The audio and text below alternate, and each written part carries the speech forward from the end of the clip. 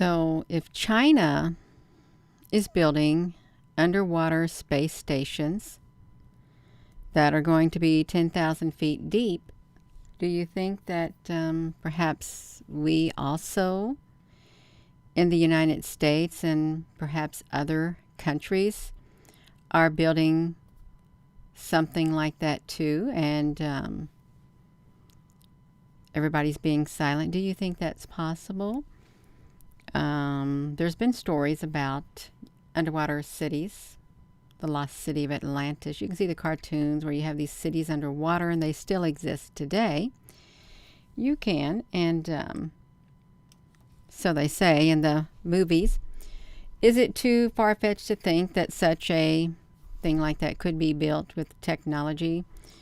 I don't think it's too far-fetched at all, and I wouldn't be surprised if there are some underwater, because the water, the oceans, they say they're not explored.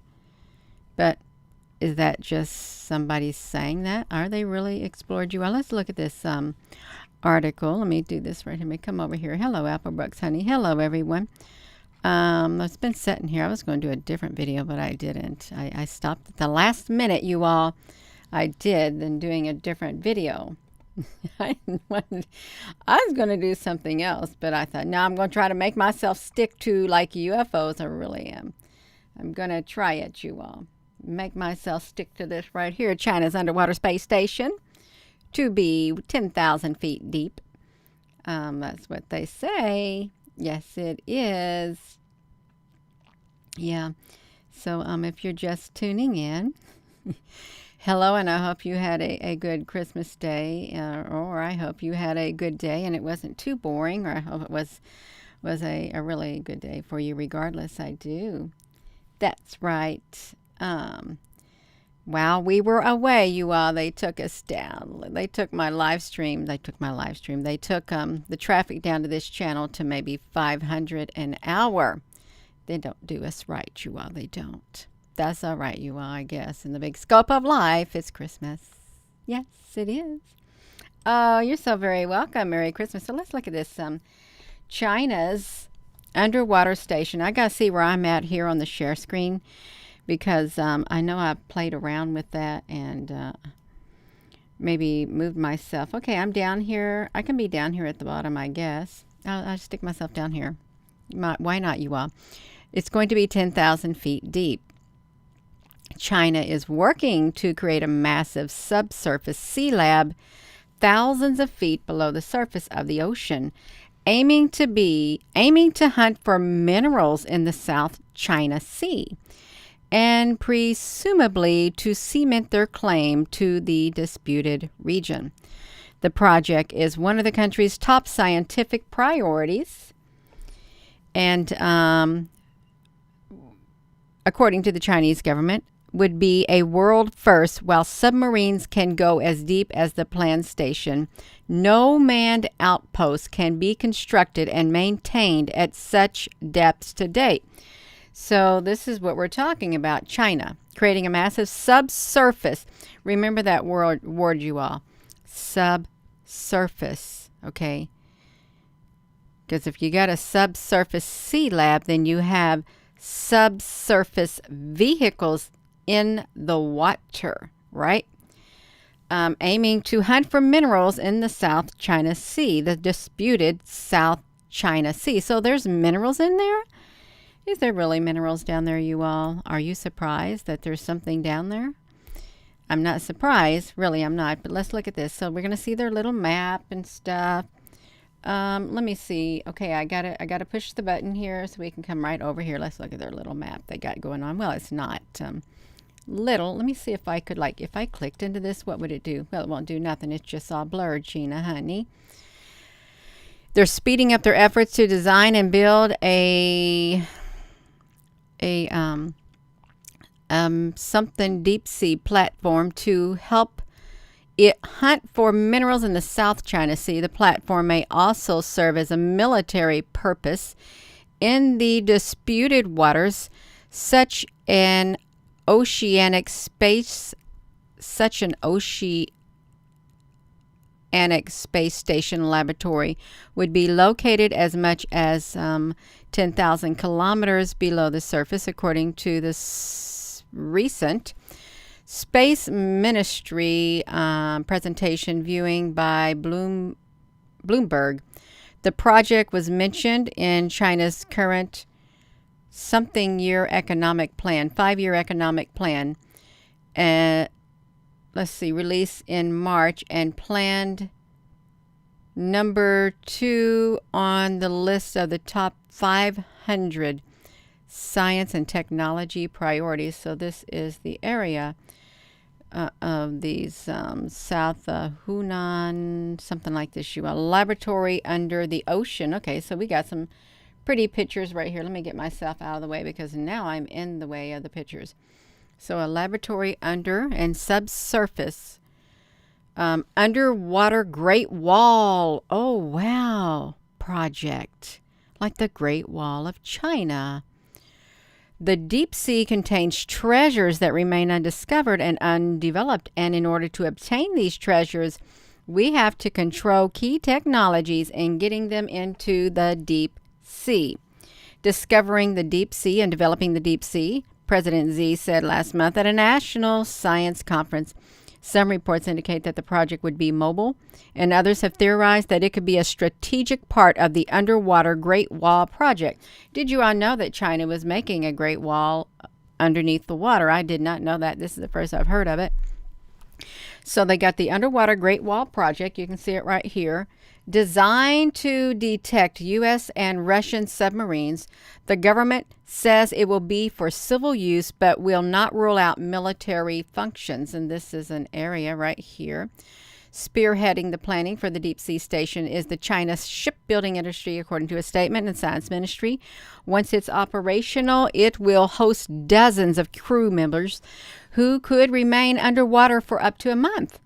The ministry's presentation separately said, planning has been underway. You all look at this. Here we are to the year 2030.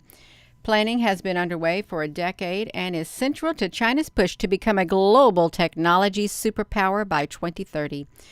Completing it would help China close a deep sea exploration gap with the U.S., Japan, France, and Russia on underwater technology. So they've just told you right here. So completing this will help China close a deep sea exploration gap. So if China is already in a gap when it comes to deep sea exploration with the U.S., Japan, France, and Russia in underwater technology, then that means we've already got it. All these countries that they've mentioned, they have already got this underwater technology, deep sea technology. Look at this. Robot crab, crop circles in the ocean, deep space, deep sea, Musk mods, classic Bond car. So look at this. So we've got this right here. I was going to look up something, you all. Oh, I know I was going to look at submersible. Okay, submersible. So let's look at these pictures right here. I know they're kind of blurred, but we look at them a little bit. Let me get myself off of here. China's underwater space station. Why do they call it space station? Is it because space is underwater, you all? The AI robots are going to be released in 2045. Okay, now see, this is really interesting too. I came over here to the Department of Defense. I did, and they were talking about subsurface vehicles is what they were talking about. This person called I don't know what the name of this is called. Let me see what the name of this is called. It's only a transcript. The USD and INS Ronald Moultrie and Dr. Sean Kirkpatrick Media Roundtable on the All Domain Anomaly Resolution Office. This is December the 16th. Under Secretary for Defense for Intelligence and Security and Sean Kirkpatrick, All Domain Anomaly Resolution. So let's look at this. So here's what they've said. Under the Secretary of Defense for Intelligence and Security, Ronald Moultrie and Dr. Sean Kirkpatrick, the director of RO. And with that, I will turn it over. So they're going to tell you why they changed it, you all. I hope that this is all right. I really do, because this is kind of wild, because they start talking about aliens. They talk about these submersible stuff. And this new agency, more or less, that they have started. This is really wild. They have here today, okay, so Under Secretary of Defense Ronald Moultrie, thank you. Moultrie, Under Secretary of Defense and Intelligence, pleasure to be here today. An update on the department's efforts to address the unidentified anomalous phenomena, or UAP. In May of this year, they appeared before Congress in the first open hearing in 50 years, you all. We're talking 50 years with this thing. And they appeared. They understand the Department of Defense takes the UAP report seriously. So the terminology, they got new terminology. In the past, the department has used the term unidentified aerial phenomenon. Now it's been changed again. So they have changed the unidentified aerial phenomenon to an unidentified anomalous phenomena, a UAP. So we got that. It expands the scope of the UAP to include, this is where you want to see it right here, to include, look at this, submerged and transmedium objects, unidentified phenomena in all domains, whether it is air, ground, sea, or space, pose potential threats to our personal security and operation security, and they require urgent attentions. So now they have done that. We just read about China's underwater space station is what we just read about, and it's submersible, so they got to have submerged vehicles, just like you see here, submerged transmedium objects. They want to check this out. So they did congressional hearings. They're doing their data collection, bolstering the reporting, and all this kind of stuff. So all domain. In July, they established this new office, you all domain anomaly resolution office, or ARO. So that's what they got. So they got this interagency, private industry. I wanted to get down here. So they're going to analyze them, you all. So let me come down here. I'm going to get to where it's talking about it. They got to do all this analysis. And it's kind of wild. It goes on and on. It really is. This is one thing they keep mentioning is the 144. I'm Tara Kopp with the AP. I actually have a couple questions. So since you were on the Hill since 2021, and the 144 incidents, why do they have to use the number 144? Have you received additional incidents, and is your office already going through those, or are you just going through 144? Yes, we are. We established mechanisms to ensure that we could receive current reports to analyze you all. So they got current reports. You know there's more than 144, but I want to just do this. We have not seen since the May hearing. So listen to this woman. Oh, my goodness. So, one of the things I'm really interested in is how, when you change the name, you're talking about things that are cross-domain. Have you had any reports of objects that you've actually had reports of going like from water to air to space, or is that kind of anticipating what you might see in the future? So they're specifically asking, are you seeing UFOs that are like going from the water and then flying up into the air? You see that? Flying up into the air and or space. They're asking specifically about this. Or is that some kind of anticipating that you might see in the future? Why do you think that they're asking that? See, they developed this new agency. They put it into a thing in July. She's wanting to know, or he, whoever it is, you know they see those UFOs coming out of the water. So I'll have to pass this to Dr. Kirkpatrick for any comments that he might have. So we have not, to the best of my knowledge, had any credible reporting that we have been able to analyze of transmedium activity or transmedium objects. You've obviously had something, They have obviously had something. Otherwise, they would not have created that agency. They would not have created that office and changed the name so that they could include these different types of vehicles. They know that they have. Okay, now they're very careful with their words too, extremely careful. We are still going through the data. And so I would say that it's early on in the process. So I don't want to be definitive to say that there's nothing that is there. So they don't want to say that. They don't want to rule it out. But I would say that we have not seen since May, we have not seen any indications that there have been transmedium activities with UAP. In the meantime, you got China want to have this up and going by 2030. Yes, you do. That's right, you all.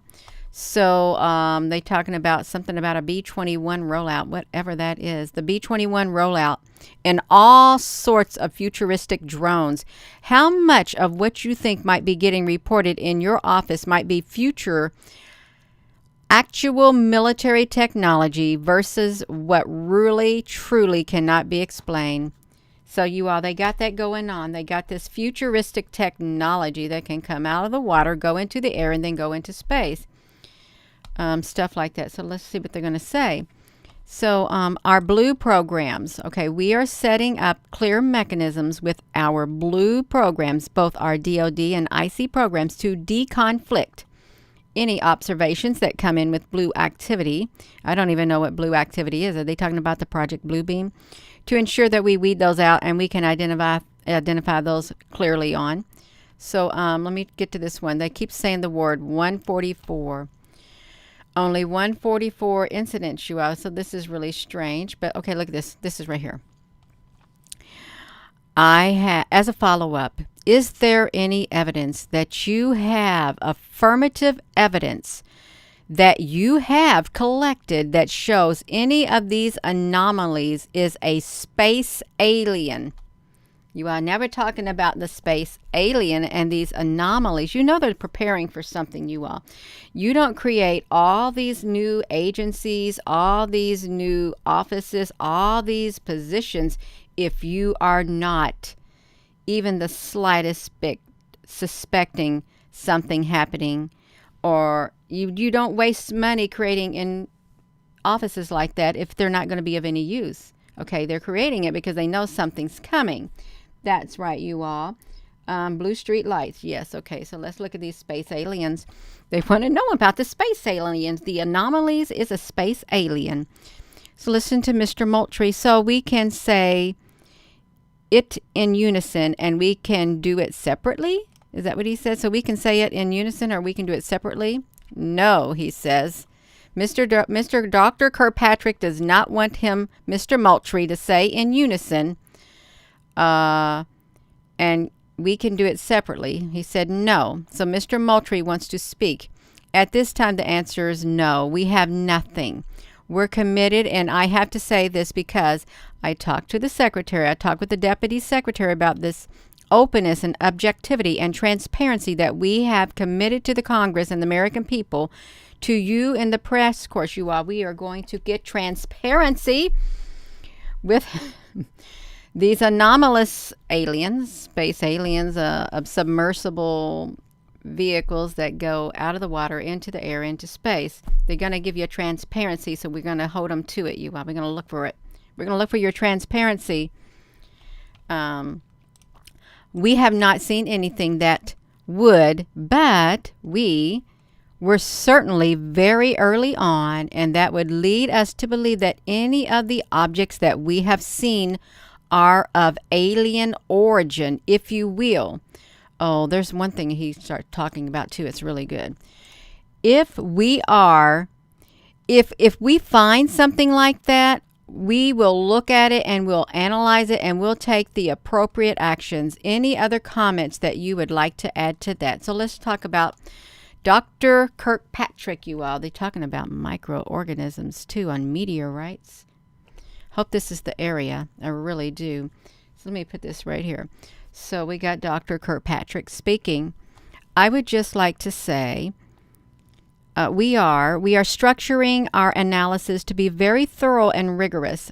We will go through it all, and as a physicist, I have to adhere to the scientific method, and I will follow that data and science wherever it goes. Okay, so thank you for your time this afternoon, and I wanted to see if you could explain a bit on the subsurface aspects of your work and research.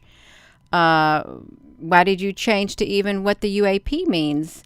What I guess are you searching for? What have you seen so far? And you mentioned submariners and mariners. What sort of things, comes up, I guess, on a regular basis? So they're talking about this stuff in the water to you all. I want to see where it talks about. Oh my goodness, he goes on for a long time, you all. But they're going to take the appropriate action against these things that they see, you all. That's right. Mr. Moultrie. Let me take that one. I'll pass it over to Dr. Kirkpatrick. So in my organization, which is the Intelligence and Security Organization, we are responsible for the comprehensive security of all elements within the Department of Defense. So that is our personnel, which is foremost in our minds, our platforms, our systems, our bases, our installations, and our activities, whether they occur in any domain. That means in the water, in the air, and in space. And I guess that if they say any domain, I would say that would also have to include the interdimensional domain too. I would really have to say that. And we operate in all domains today. So we operate under the surface of the water. Okay, you just heard what he said. We operate under the surface of the water. We operate on land. We operate in the air. Of course, we operate in space. Anything that appears within the proximity of our activities that is anomalous, something that we cannot identify, we have the responsibility to resolve what that is and to report back to our commanders, to our operators, to ensure that they are safe. Oh, here we go. If it's an adversarial system, like a UFO or something, we have responsibility to identify, categorize it, and then take whatever appropriate action to ensure that it is not a threat to our systems or platforms. So that's why they said we have added the subsurface piece. So they added the subsurface piece. You got the water and this. Okay, we got this. We do it already, he said. But we are just formalizing that under the effort of Dr. Kilpatrick is now leading, and we will do that in all domains because we operate in all domains. We have platforms that you would imagine. Okay, platforms that you would imagine in all those domains, you all. Hello, if you're just tuning in. I want to get to the one thing that's still talking about the 144. I have no idea why they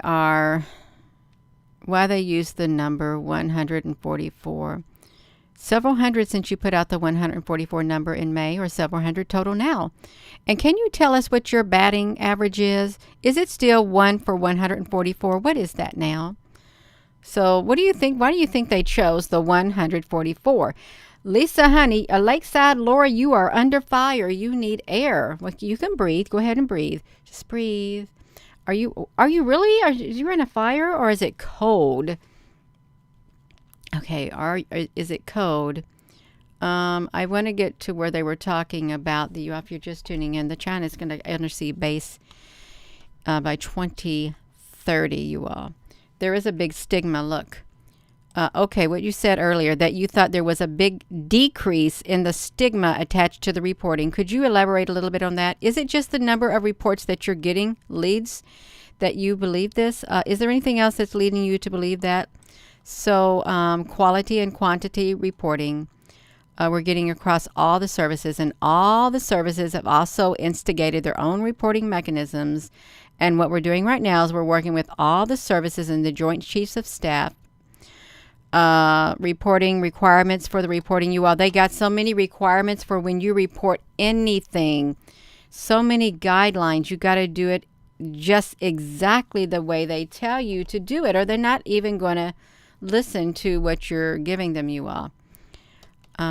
Let's look at this, you all. This right here, subsea again, is another question. Thank you for doing this, Brian Bender with Politico. One is kind of a follow-up to an earlier question, then I had a second one. You said that there was no evidence of transmedium vehicles that you've seen, but can you give us some sense of whether you've seen them under the sea, in the air, and either in space or from space? In other words, like the different mediums, can you walk us through? So they want to know, have you seen them in under the sea, in the air, in the space, or from some space? So what do you think is happening, you all? I think they got a lot of stuff going on. I want to find what he's talking about, the micro stuff, if we can get to it. So Mr. Moultrie, he says, let me take that, and then I'll pass it to Dr. Kilpatrick on the level. So we are concerned about objects that appear, and this has happened for decades, right? Talking about the objects that appear on the sea near our bases and installations. If they're ports, they're submersible. It might also, when I say submersible, things that are underwater that may appear within our restricted or close to unrestricted places, if you will. So you know they have seen them. We're concerned about things that may be in proximity to our bases and things that may be in proximity to the assets that we have in space. And so we track those things all the time to ensure that we're aware of what they are. So you all, he is admitting they track everything that's in space so that they are aware of what they are. So if we find things that are in space, you know they're tracking that too. We're kind of doing the work for them, I would think. When you go to the live webcams, you're seeing these things that you're capturing coming out of the sun and all this kind of stuff. All the reporting, I think that, and probably a lot of their work's getting done by us, is what I think. The people themselves, because really, they're not allowed to go surfing on the web like we are. They're not. They got to do their things right there. They have to stay within their networks and stuff like that. They ain't going to have time to go surfing on the web looking for UFOs and interdimensional UFOs and all this other kind of stuff. Things coming out of the volcanoes and stuff. No, they're not going to do it because it's not the scientific method. Okay. We tried to characterize those immediately. So when we talk about what we see and what we don't see, there are things that we see. Oh, but we can resolve those to adversarial activities, or we resolve those to sometimes amateur activities, if you will. Adversarial activities, you all, that's kind of whatever. We're trying to do a complete characterization that with any of these things that may fall under that criteria that has really hit the forefront over the last year and a half. And this is the anomalous activities that Congress has said that they were really concerned about. Why is Congress concerned about these anomalous activities? You all remember that thing? It was a video that went around and it showed this senator reading this paper and it's talking about these great big giant beings, and it said classified, classified, classified, and he's going, oh my God, classified. Remember that? Okay, so this is a combination of things that we have done before that characterize these things in these domains. And does that clarify that question for you? You all, does that clarify that question for you? You all, they kind of repeat themselves in circles. They really do. They just swing back around and circle back around is what they do with these things. They just keep going back and forth. The follow-up question. You said you were going back to 1986. The current NDAA that the president is about to sign goes further in sort of giving you a history assignment, quite a bit further.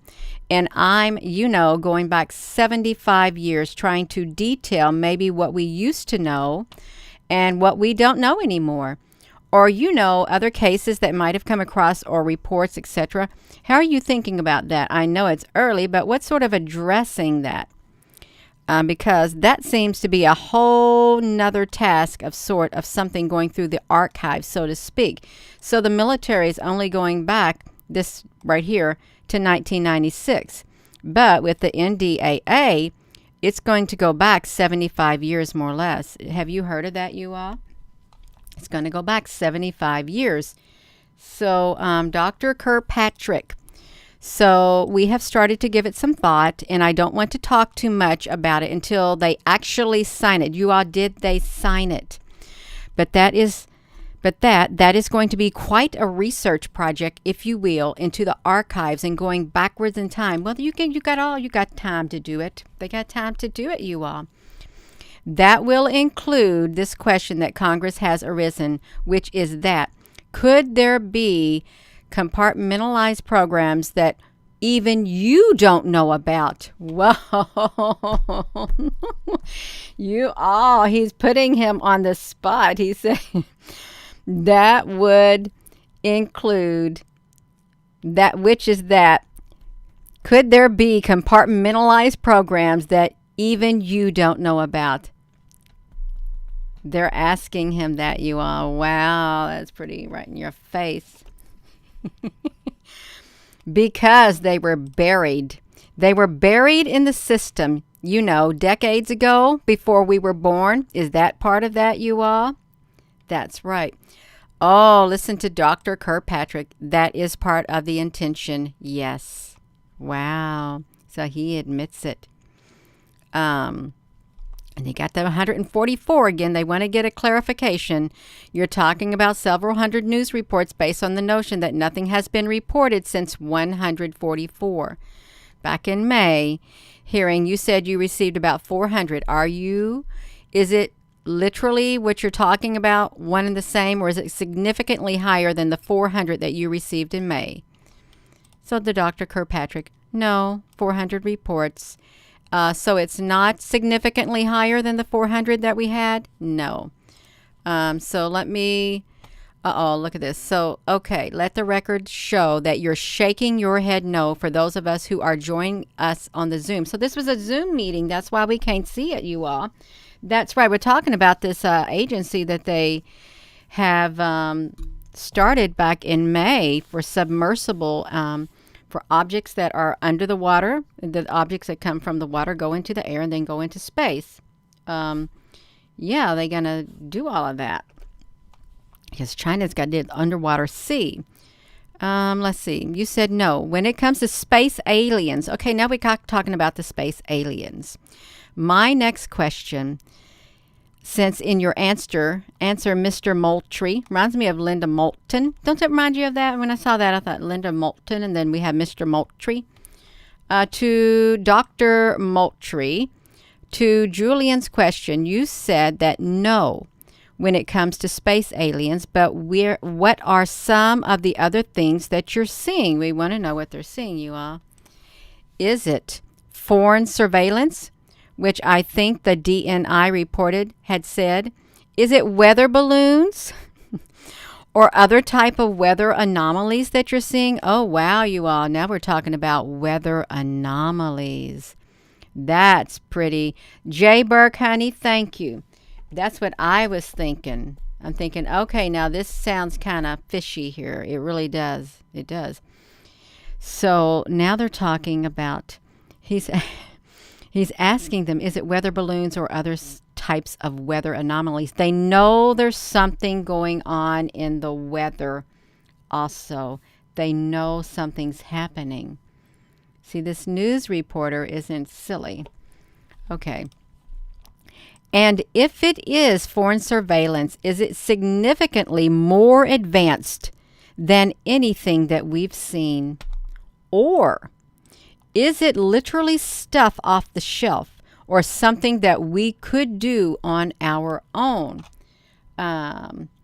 Yes. So we got this, you all. So Mr. Moultrie, yes.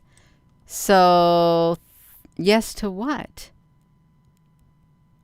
He asks all kinds of things. Is he saying yes to everything, you all? Foreign surveillance, weather balloons, other types of weather anomalies, foreign surveillance. Is it significantly more advanced than anything that we've seen? Yes. So thank you for the question. It's not our policy or our practice to talk about operational issues or details, or to talk about capabilities to detect foreign capabilities or their activities, if you will. Okay. And we do that for a variety of reasons.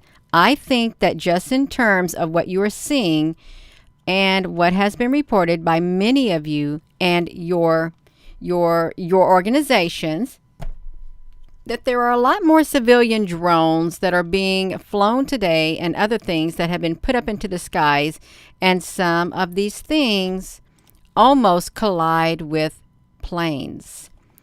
And we see that on a regular basis. So I think it would be safe to say that there will probably be a number of these activities that can be characterized as non-adversarial systems, like balloons, and things like UAVs that are operated for purposes other than surveillance or intelligence collection. Would that be fair, sir? Well, he left out the other ones, you all. He left out the other ones. Would that be fair, sir? See, I think it would be safe to say that there probably are a number of the activities that could be characterized as non-adversarial systems. He's left open the door. Some that could.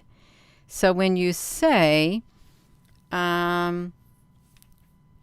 probably a number can be characterized as non-adversarial, let's fill in the blanks. But there are probably a number of these that can be, this is what he didn't say, a number of those that can be probably like space aliens and foreign surveillance with technology more advanced than anything that we've ever seen. So if you have some that do that, then you have some that will. You got to read between the lines. It's what he didn't say that spoke loudest. He's seeing it all, and they don't know what to do. They really don't know what to do. If you think about the question, they don't. So they got somebody else. Oh, I'm about ready to sneeze, you all. Now my nose is itching. Yes, that would be fair. I would just emphasize that there's not a single answer for all of this. Okay, that's true. Right, there's going to be a lot of different answers, and part of my job is to sort out all those hundreds of cases on which one goes to which things. Oh, my nose is itching something fierce. Oh, it really is. Just a very quick related question. Then I apologize. Look at this. Just a very quick related question. Then I apologize. I had to step out. Oren Lieberman from CNN. Do you have any reason to believe that any of the cases or instances or data that you have looked at are indicative of something that was a threat to U.S. national security or military facility or personnel? Any reason to believe that from what you've looked at so far? Oh, yes. It's a definitive yes, you are. He said yes. Let's listen to this. Dr. Kirkpatrick, when he was asked this question by CNN. Oren Lieberman from CNN. Do you have any reason to believe that any of the cases or instances or data that you have looked at are indicative of something that was a threat to U.S. national security or a military facility or U.S. personnel? Any reason to believe that from what you looked at so far? And you know what he said? He said yes. He said, yes, there is reason to believe. You also, something's coming. Something is coming. Mr. Moultrie. And by that, I mean, let me just clarify, because I think that that's one that can be taken and off to the races with. We're still trying to resolve some of these cases. Some of them probably could not be characterized as civilian balloons or UASS or UAVs or whatever. So, in the absence of being able to resolve what something is, we assume that it may be hostile, you all. You're talking about some hostile stuff.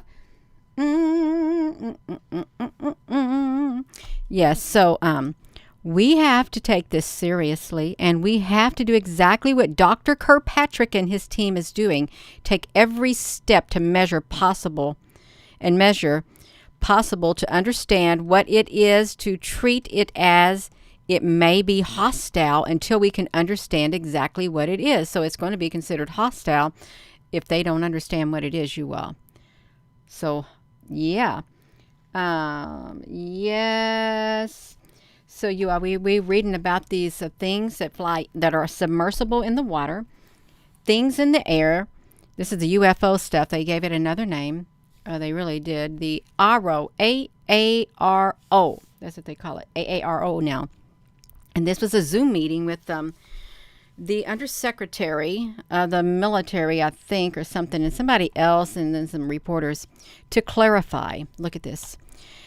If something was conducting surveillance that could be considered, if it was a hostile power conducting surveillance, what would be? Oh, okay. Okay, let me just, yeah, this is giving me a hot flash right now. I'm getting a hot flash. Making my face red. It really is. We can do it, you all. So this is another question. And to clarify, if something was conducting a surveillance that could be considered, if it was a hostile power conducting surveillance that would be in a threat category, that wouldn't be in a non-threat category. Is that correct? Any unauthorized system in our airspace we deem as a threat to our safety, you all, more or less. So that can be one of our systems or one of our relatives. It's any system that is not authorized or platform that's not authorized to be domain in a domain that is restricted. We consider that to be a potential threat to the safety of our personnel and our platforms.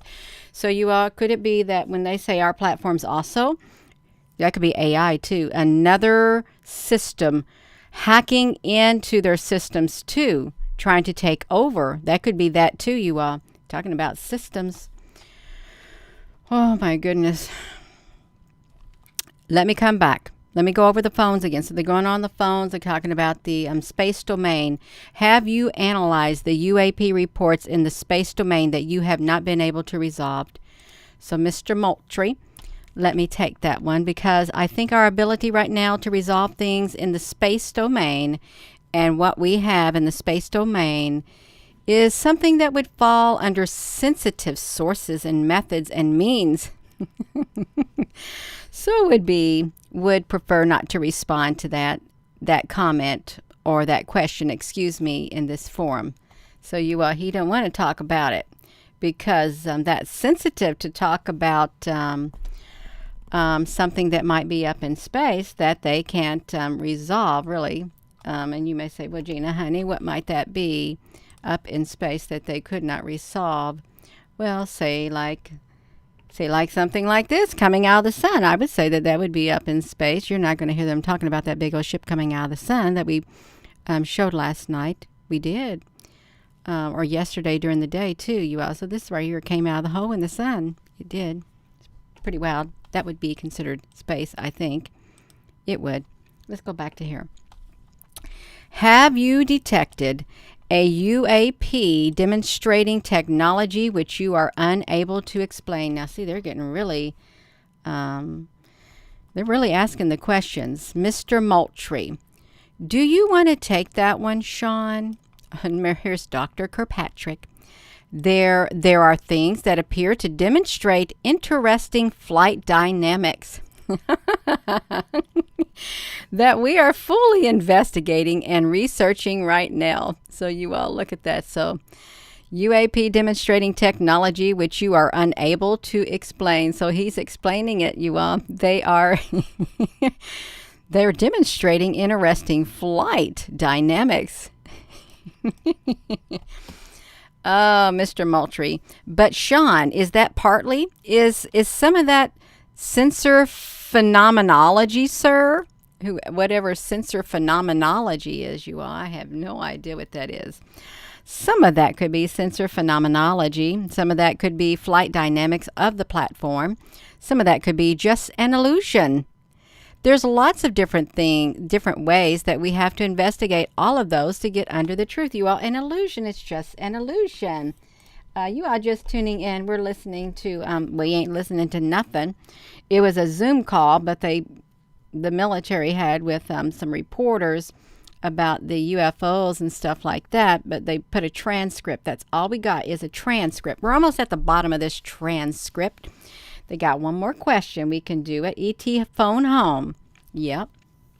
So we only got time for one more question. So hi, thank you. Okay. You all look at this.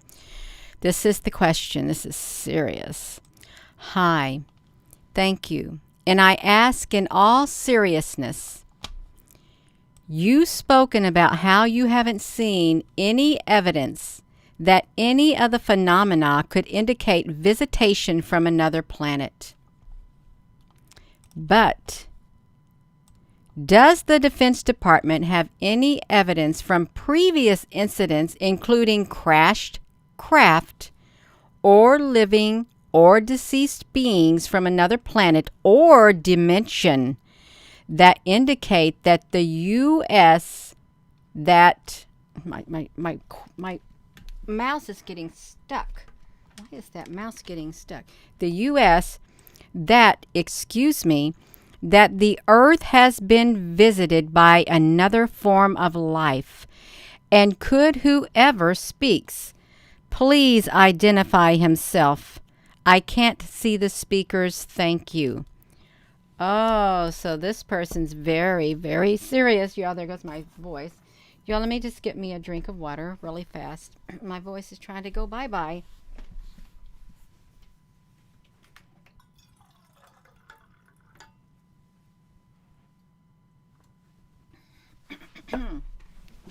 Excuse me. Isn't this interesting how they save?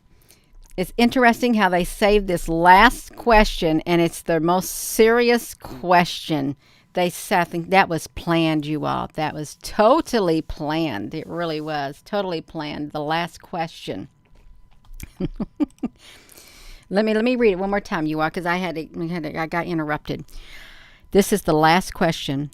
Hi, thank you. And I ask in all seriousness, you've spoken about how you haven't seen any evidence that any of the phenomena could indicate visitation from another planet. But does the Defense Department that have any evidence from previous incidents, including crashed craft or living or deceased beings from another planet or dimension, that indicate that the U.S. that the Earth has been visited by another form of life? And could whoever speaks please identify himself? I can't see the speakers. Thank you. Isn't that interesting, you all? So, Mr. Moultrie. Okay, this is great. You all, they saved the best for last, probably. Let me answer. This is Ron Moultrie, Under Secretary of Defense for the Intelligence and Security. Then I'll pass it to Dr. Kirkpatrick to give his words on this. So let me characterize your question when you're talking about we've been visited. Is there possibility of alien life? So I'm going to discount meteorites and things like that might have microbes on it and those type of things. No. Why does he want to discount that, you all? Immediately, he has come out, you all, and immediately said what he's going to discount. He says, I'm going to discount meteorites and things like that might have microbes on it and those type of things, and just talk about things that may be intelligent life, that may have crash landed on our planet, or that may have somehow visited our planet. Why did he have to do that, you all? Talk about have we been visited by alien? We've been visited. Is there a possibility of alien life? So I'm just going to discount the meteorites and things like that, because microbes are life. They are living, you all. They've already said they were living. Okay. So in terms of holdings that I've seen, you all, I got to get over here. In terms of holdings that I've seen and holdings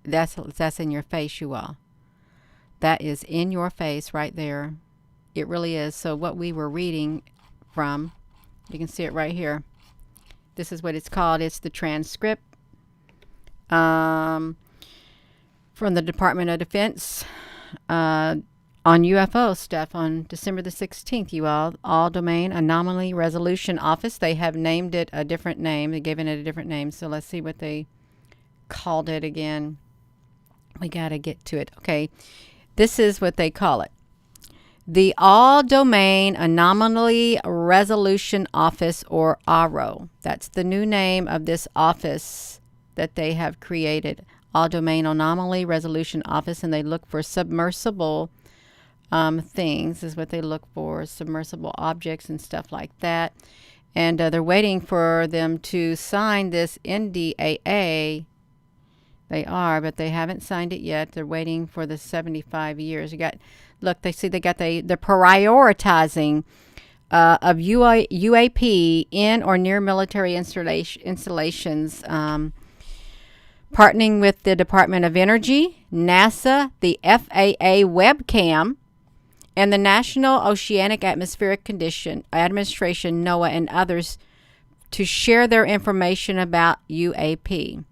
So okay, you can see the agencies they're working with, you all. They create so many agencies, they really do. They're just getting started, you all. And they keep talking about whatever it is they're talking about. So they said they have not seen anything. Well, this channel right here. Let me talk about this channel. Okay, let me show you something. So I'm going to put it to me right here for a second. Let me come over here. You all got 2 live streams on right here. I do. Did you know that you can, when you come over here, you can search for videos. Gina, what are you doing? You can search for the, let me go to this live. Let me show you something. I've made my screen too big. You had to go, if you want to see the live videos, this right here, this is pretty cool. Let me get to it. I've done so many right here. What happened? This right here. We went to the FBI record, the FBI records, the vault. But when we got to right here, you all, let me just show you this right here. Let me put this close. Let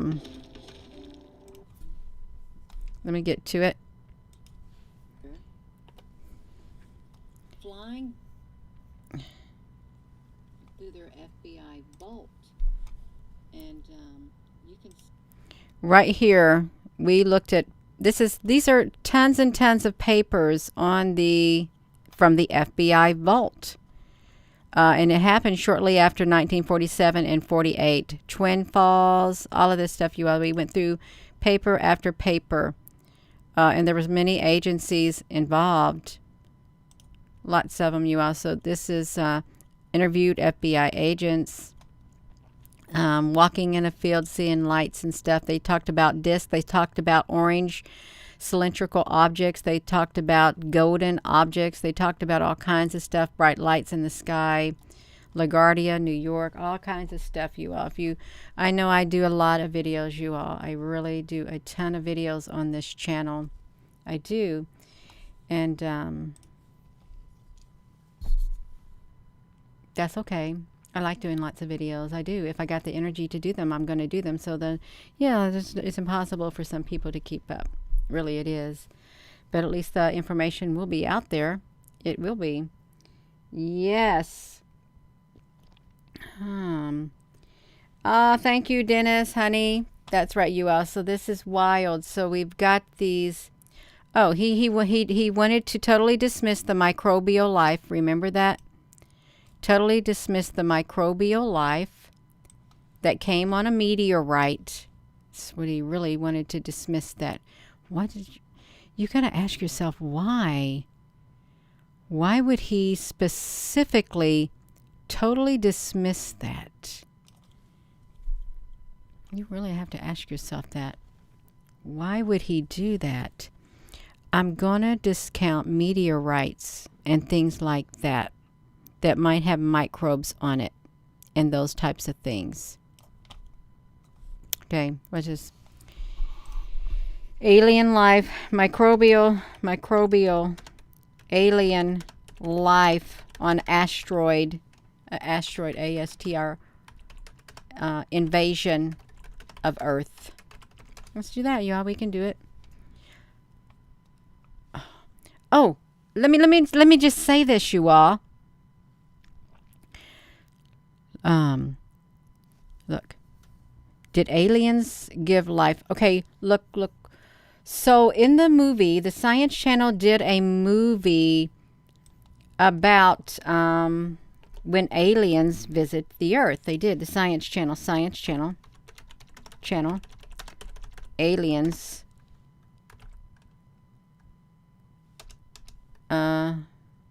invade Earth. Okay. Oh, no. I can't remember the name of it. Science Channel, aliens visiting the Earth. Invade the Earth. Let me see if that's the movie. Yeah, if aliens invaded the Earth. Look at this right here. So look at this. On this thing right here. It's not that cookies, but let me put this back to me. I want you all to see this because there is a scientist in this movie. If aliens invaded the Earth, they're talking about a hypothetical. Look at this. This program depicts a hypothetical scenario of first contact with alien intelligence. You see this right here? This is the Science Channel. It's this doctor right here. Look, detecting darkness. He goes on to say in this thing right here that it would be microbial would be the easiest way to invade the Earth, is what he goes on to say in this movie. I would encourage you to watch it. I think I might watch it tonight because it's really exciting. It really is. If you go look, oh, was that CERN, Shanghai? This right here guy. Dark rumblings from China. It looked like they got some CERN. If aliens invaded the Earth. Is that CERN, you all? This is pretty good. All these things fall down from the sky. You can see what they look like. Best, it's talking about Christmas. Best Christmas ornament ever. If I can get it. Almost done. They're talking about this stuff, you all. I don't want to, I can do this screenshot, but I'm not playing nothing of it. You can see them on the ground. And astronomer. But they say that it would be microbes would be the best way to invade the mothership. In this thing right here, they talk about it being Christmas time, is what they talk about it being. And they don't know what happened. They really don't. And I'm not going to show the video. I don't know what any of this stuff is, but this ship is over the Earth, and the Earth is getting, whatever it's getting. Here it is right here. This mothership. Let me see if I can get it right there. This is the mothership that's over the Earth. And this mothership in here, it releases all of these things and they create a grid around the Earth. And then they fall to the Earth all over the place with this big old spiky ship. It's a really good movie. You know what I should do? Let me... I'm going to put this here so you all can watch it. It's really good and I'm not just saying it. I want to watch it. I really do because it was so exciting. I mean, it's kind of... It is exciting. I like science fiction. I love it. Really love it. Did you all? Well, no, this ain't no whatever thing. This is real. It really is real. I actually did a video on my YouTube channel about it too. I did. So if I were to go over to my channel, if aliens invaded the Earth, let me do this. History channel or Science Channel. If aliens invaded the Earth. I did this video. This is really strange because the first time I did a video on this was a few months after that was released, and I didn't even know it. It's back in early 2019. I don't think they'll let me show it on here. Aliens invaded the Earth. It's not going to do it, you all. I can't find it. It's not going to let me. So that's fine. I don't need to find it. Alien invasion. Invaded the Earth. I can't find it on here. There's too many. I've done too many videos, you all. Way too many. We got the real zombies and body snatchers 13 days ago. This is a pretty good video. Okay, it really is. So let's go back to that. But yeah, you might want to watch the Science Channel one, if aliens invaded the Earth. And but this is really, let's go back to it. This Mr. Moultrie, when he was asked about the possibility, have we been visited? Is there a possibility of alien life? Mr. Moultrie said he's going to discount the meteorites and things like that that might have microbes on it and those type of things. But he shouldn't do that. He shouldn't do that. He should not dismiss that, you all, because that in the movie, if aliens invaded the Earth, that's where they said that would probably be the way that they did it. Just like that. Yeah. Let's see this. That's right. That's right. And what about that Amuna? No, they called the Amuamua. I can't. The Oumuamua asteroid was our first interstellar visitor. That's what they said. Interstellar visitor. They did. They dubbed it as the interstellar visitor. Right there, look. NASA learns more about the interstellar visitor Oumuamua, you all. Oumuamua. Do you know that I looked at this, and the last time this thing came around, I think it was back in around 1946, is what I think I read. Let me look at this, you all, because we want to look at this. NASA learns more about this is a meteorite, like an asteroid, but that scientist or that whoever he is, he's not going to talk about stuff like this having microbes on it. He's not. It's elongated, dramatic. There it is. It has vents on it. They concluded that vents on the surface of the Oumuamua must have emitted jets of gases, giving the object a slight boost. Look at that, you all. So it is our first known interstellar object to visit our solar system. Interstellar object. So that's kind of wild. It really is wild. Infrared technology. It's 10 times more reflective than the comets. The last time it came... Wait, no. Did it come through during the observatory shutdown? It did. This is 2017 or something. Somehow, you all. I think something happened. When did it show up? Okay. It showed up that. They named it that. How many times? Oh, they call it an emissary. Let's look at this. Did I see? Oh, look at this, you all. They got a book. Our first interstellar visitor. It zipped through. Get that off of there. It zipped through the inner solar system in 2017, revealing just how little we know about the planetary systems ourselves. I thought there was something about an emissary on here. In 1837, a strange object passed through. And then October of 2017. It's red in color, and it's several times. It's red and it's whiter. I thought I seen something about an emissary, you all. Strange space rock. It's got an elongated trajectory, maybe. It's reflected. Its surface is red. It's a type D asteroid, kind of like its surface is red. I didn't know its surface was red. Then why are we seeing it black? That's where the bloodline Aryans come from. Its color, frustratingly little about it. It can turn, oh my gosh, you all listen to this. The Oumuamua's color reveals frustrating frustratingly little about its composition because several factors can turn a body red. Patches of organic material, including tholins that color worlds such as Aracroft, iron deposits on the surface, space weathering in which exposures to factors such as micrometeorites and the sunlight things, migrating jets. Did you hear that in the news that they had migrating jets on it, you all? Hello there.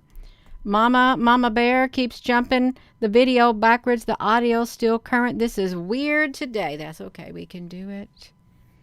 There it is. How can they even see that? Asteroid or comet? June. Look at the space. European Space Object. Space Observatory. They did. This is a very, very important thing. What's this? Infrared. It's outgassing. What is that? Is it fluffy? Well, it looks kind of fluffy. It's like Harry Potter. He called the dragon Fluffy. That guy did. One of the possible scenarios for the Oumuamua's acceleration is radiation pressures, photons, density. Oh my goodness gracious.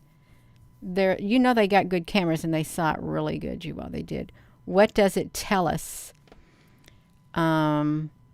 It's probably an ejected plasmizable building block from the birth process of planets. The birth process of planets. How did we get on the Oumuamua, Gina? Look, thanks for not putting out the daily time lapse on your 7 cameras there at the observatories in Hawaii, the CFH, Canada, France, Hawaii telescopes, because you have 4 north, south, east, and west webcams that you used to put out there for 48 seconds time lapse. The last time you did that was on December the 6th, and you did one on December the 7th, and it was only 8 seconds or 9. That's it. You have not put any more time lapse from those 4 cameras. And I'm talking to them on here. You are the CFH, that Hawaii stuff right here. And you have not put any time lapse out for the cloud cams, your 2 cloud cams, since December 6th or 7th. And the last time you did it, it was only 9 seconds. So now we're going on around 3 weeks of no data coming out from the observatories. 6 cameras. None. Zilcho, unless it's a picture. I just want you to know that. It kind of irritates me. It really does. That's all I wanted to say. Look, they want to know, they are unable to pin where the Oumuamua come from.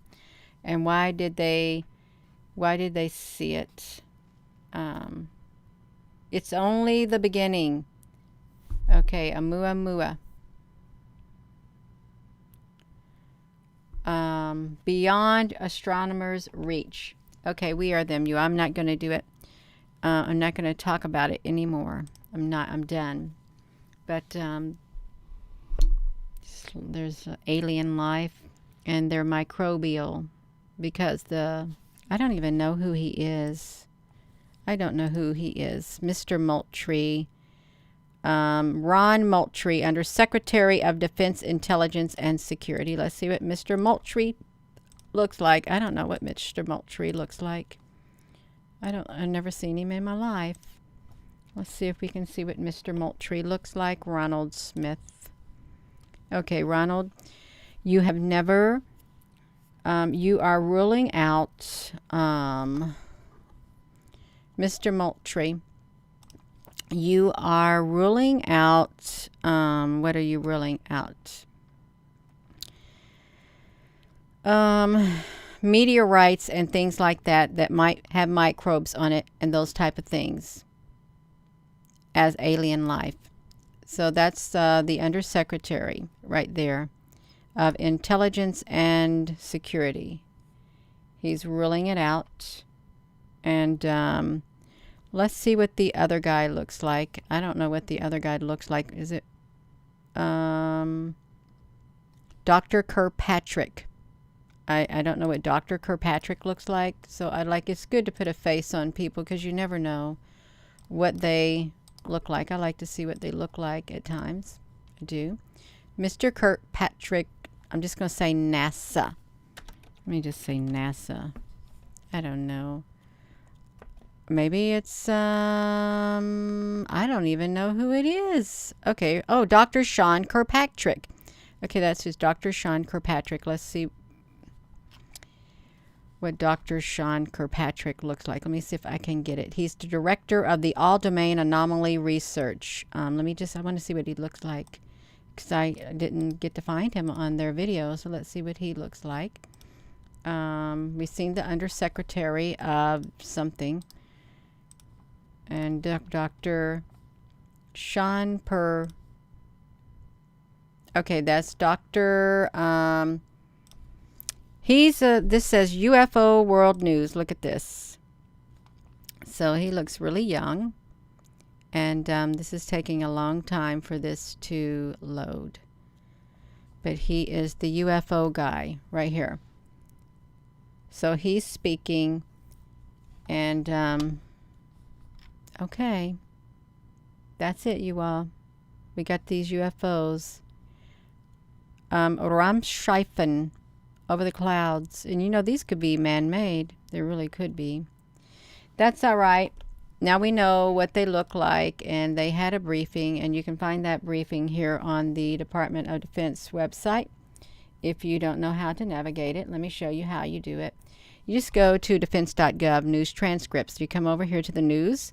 You come over here to the press products, and you click transcripts. And it shows you senior defense officials, senior military officials hold background briefing, Brigadier General Ryder, and you just come down here and find the one that you want. That's what you do. And you can come over here and you can go to the media, and then it has all kinds of media videos that you can watch them talking at. You can do it all. You can. We did. In the meantime, China wants to have their underwater space station, which is 10,000 feet under the water. And they want to have it done by 2030. I think that's what we read. Is that what we read? By 2030. Do we have a 2030 plan, you all? Yes. They want to become the global technology superpower by 2030. And completing it would help China close the deep sea exploration gap with the U.S., Japan, France, and Russia on underwater technology. So, yeah, that's how we got on all of that, you all. It is. Yes, Michelle, honey, you going to go ascend? You ascended? Michelle, where did you go? Michelle, how can you be in the 5D? I see you here right now. Yes. It's called the ring. Somebody had an interview with the ring maker. How you all doing on here? So, yeah, this is kind of wild. Just get myself back on here. Let me get myself on here. Earth has gone through a split. It has. It's gone through a split. Yeah. Drugs are bad. Yeah, who does drugs? Yeah. That's right. Oh, the ring makers of Saturn. Okay, I got you. Jim Davison, honey, what did you say? I got a lot of comments on here, Jim. If I don't find it, that's what the article said. Something about an article. Let's see, Dennis. Today, you video the sun. You can see Blue Star traveling along. Pretty clear. Okay, you are. So we can see this. They bar things on her face. The flag, 2 countries. Something ship, New York. All right, you. I'm about done. I really am. I'm going to go to bed. It's like 11:03, and I cannot believe I'm wide awake. But that's okay, you all. We can come on here and do it. Now I've done a long video again. And they don't like you doing long videos on here, really. You ever go to channels and you see short videos? The videos they like is like maybe 13 minutes or so. Just short videos. Yeah, that's really because they don't want you on here really long, but I can't help it. Yeah. So I'm going to go, you all. That was really interesting, and there's something going on, and they're really getting prepared because they're creating all these different agencies. They are. Oh, you are so welcome. Thank you, Apple Brooks, honey. You stayed in here this whole time. Yes, you did. If there's any other moderator, thank you too. Thank y'all for your comments. Yeah, something's up. It really is. And they're getting ready. And anything that they cannot identify is going to be seen as an adversarial thing. And microbes are not going to be considered as whatever they said also. So I would watch that Science Channel thing if aliens invaded the Earth, because it's really detailed. Yeah, I saw it right after it came out, and I thought, wow, this is when I was just doing my journey. Yeah, in the very beginning. Yeah, so with that being said, thank you. And hello, wherever you are in any part of the world. Hello. From my heart to yours, love you. Have a wonderful rest of your evening, you all. Thank you. And I hope you had a Merry Christmas. I did. I hope you do. Or had, if you didn't. Yeah. I'm tired. Good